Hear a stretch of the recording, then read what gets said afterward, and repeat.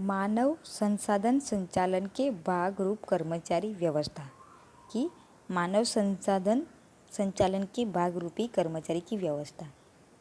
मानव संसाधन संचालन यह लक्ष्य प्राप्ति के लिए आवश्यक कर्मचारियों का आयोजन करना, उनकी प्राप्ति करना, सुरक्षा और उनके विकास की प्रक्रिया है।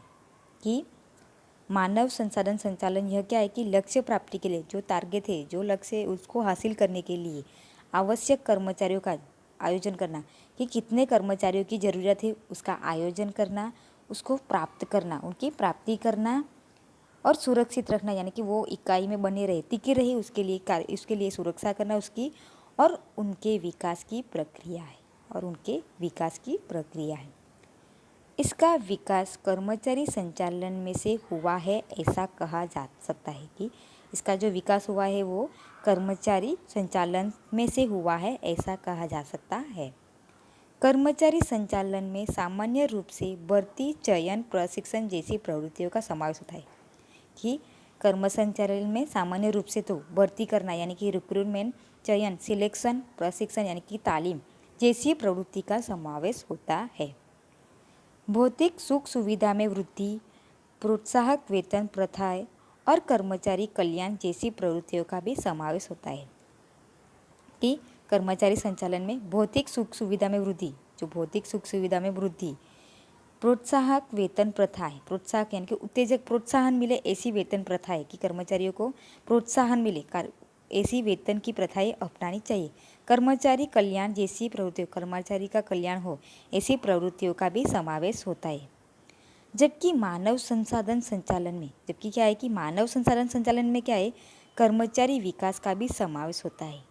लेकिन जबकि मानव संसाधन संचालन में क्या होता है कि कर्मचारी का विकास हो उसका भी समावेश होता है। उससे पूर्व कर्मचारी व्यवस्था का अर्थ कर्मचारी को भर्ती करने तक सीमित था। कि उसके पहले कर्मचारी व्यवस्था का मतलब क्या था कि कर्मचारी की भर्ती करने का, यानी कि कर्मचारी को रिक्रूटमेंट की तक ही सीमित था, उस वहाँ तक ही था। लेकिन प्रवर्तमान समय में ज़्यादातर इकाई में अब कर्मचारी व्यवस्था विभाग को मानव संसाधन विभाग के रूप में जाना जाता है।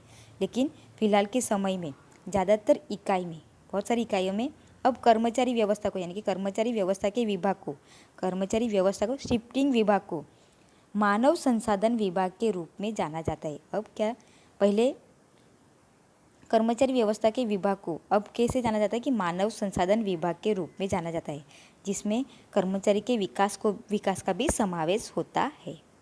आज वैश्विक प्रतिस्पर्धा के समय में मानव संसाधन का महत्व खूब बढ़ गया है। कि आज वैश्विक प्रतिस्पर्धा में, कि पूरे विश्व में प्रतिस्पर्धा, एक कंपनी की दूसरे कंपनियों के साथ स्पर्धा हो रही, तो वैश्विक प्रतिस्पर्धा में के समय मानव संसाधन का महत्व खूब बढ़ गया है। तो वैश्विक प्रतिस्पर्धा के समय पर मानव के रूप में जो संसाधन है उसका महत्व खूब बढ़ गया है।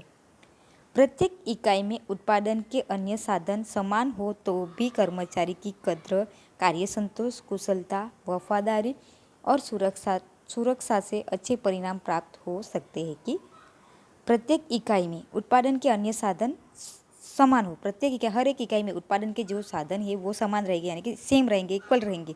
जैसे वही इकाई में वैसे ही एक इकाई में वैसे ही दूसरी इकाई में समान हो तो भी कर्मचारी की कद्र करना, कार्य का संतोष, कुशलता, वफादारी और सुरक्षा से अच्छे परिणाम प्राप्त हो सके। कि एक कंपनी और दूसरे कंपनी में जो साधन है वो एक समान होने पर कर्मचारी की कद्र, कार्य संतोष, कुशलता, वफादारी और सुरक्षा से हमें अच्छे परिणाम प्राप्त हो सकते हैं। यानी कि केवल साधनों से ही हमें, ऐसा नहीं कि एक कंपनी में साधन वैसा ही दूसरी कंपनी तो वो दोनों का सेम रहेगा, ऐसा नहीं। कि लेकिन उसमें भी ये कर्मचारी की कद्र, कार्य का संतोष, कुशलता, वफादारी और सुरक्षा से अच्छे परिणाम हासिल कर पाते। कि एक कंपनी ये सब कर्मचारियों के बारे में सोच रही है, दूसरी कंपनी कर्मचारियों के बारे में नहीं सोचेगी, तो वहाँ पर वो अच्छे परिणाम नहीं प्राप्त, जहाँ पर कर्मचारी को संतोष नहीं हो रहा है, वहाँ पर कर्मचारी की कदर नहीं हो रही, वहाँ पर अच्छे परिणाम नहीं प्राप्त कर पाएंगे। और जहाँ पर कर्मचारी की कदर हो रही, कार्य से संतोष हो रहा है, उसकी वफादारी और सुरक्षा है, तो वहाँ पर अच्छे परिणाम हासिल कर पाएंगे। तो यहाँ पर मानव संसाधन संचालन के कार्य को दो भागों में विभाजित किया जा सकता है कि मानव संसाधन संचालन के कार्य को दो भागों में विभाजित किया जाता है। तो पहला है आयोजन से संबंधित बाबतें और दूसरा जो है वो प्रतिफल और विकास संबंधित बाबतें।